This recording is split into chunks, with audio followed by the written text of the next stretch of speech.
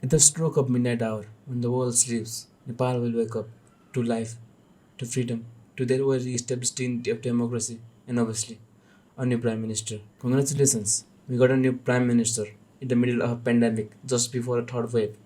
This is the stability we all voted for, I guess.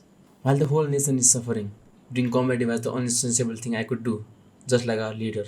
By leader, I mean KP Oli. KP Oli, the Prime Minister, the ex-Prime Minister of Nepal. Nepal यसको सबभन्दा ठुलो achievement भनेको नै बुद्धमा जन्मिनु र Everest पढ्नु हो।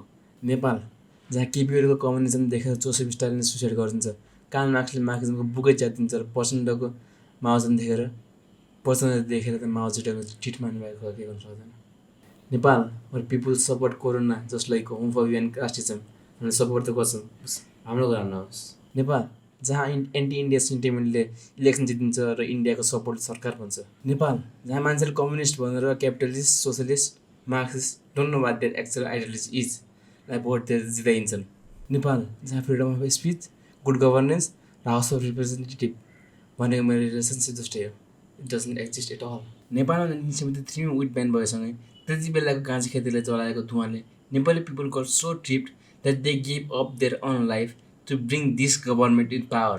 And power mayaसँगै the only good thing this government has made are excuses and jokes.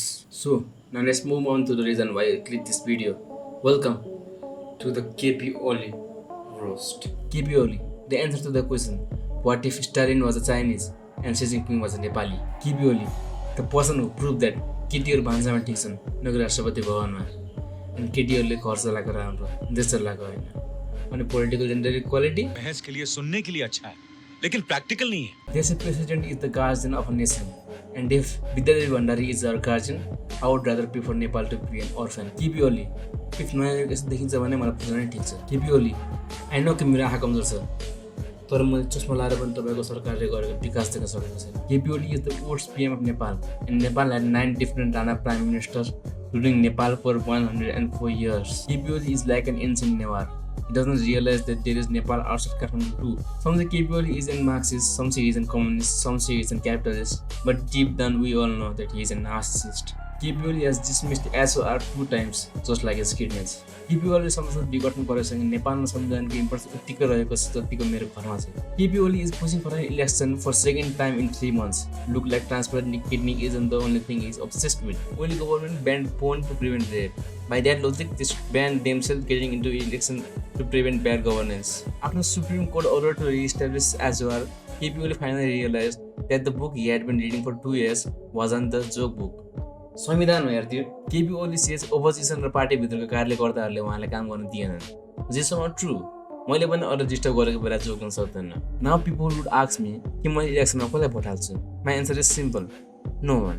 Not because I don't like anyone, it's because I am under aged, just like most of KP Oli followers. But यदि म vote हाल्न eligible भएको भए I would probably vote Narendra Amit let's leave it.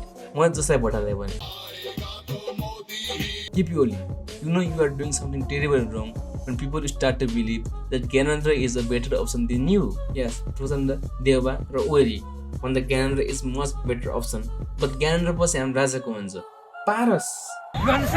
Oh, sorry. राजा हो देश बचाऊ guys. Paras नेपालको king Rama the X, थाइल्यान्डको मोहम्मद बिन सलमान, साउदी अरेबियाको Paras. How can you believe the leadership and decision-making skill of a person who chose Sonika over Himani? नेपाललाई इन्डियाको एउटा चाइनाले बेच्दियो भने त 3 करोड जनताले नयाँ भाषा सिक्नुपर्छ यार। KP Oli, you have to realize how bad government you are running when people start to support Adarsh Mishra over you. आदर्श मिश्रालाई म एकचोटि मात्रै सपोर्ट गर्छु जब त्यसले कम्पिटिसन डिसाइड गर्छ। #I am with Adarsh Mishra now. KP Oli lives in such a dilemma that for the first 2 months of second wave, he thought people aren't dying. It's just his boys roasting his haters, you know. KP Oli writes jokes, tells great Ukhan Tuka, give great speeches, and many more, just to avoid doing some actual works. I supported KP Oli only once, when he published the map of Nepal, including Lipu Lake, Rimpiatura, and Kalapani. And now, the only time I am going to support KP Oli again is when he decides to leave comedy. Sorry, politics. KP Oli went against the order of Supreme Court and doesn't seem to give a fuck about the constitution. No wonder why he is so close to the crown. KP Oli lives in past. That's why he still thinks that democracy doesn't exist in Nepal. KP Oli recently said that yoga was discovered in Nepal. So KP Oli, what about making our economy more flexible? There were many big scandals during the regime of KP Oli, but still, they weren't as big as KP Oli's ego. At the end, I would just like to thank KP Oli for making Prime Minister of Nepal a joke. भत्काइदेऊ धरारा पुरिदेऊ रानी पोखरी टालिदेऊ सुरुङ्गा पाड भत्काइदेऊ बाटा र पुल ओली याद आउने सबै चिज Okay.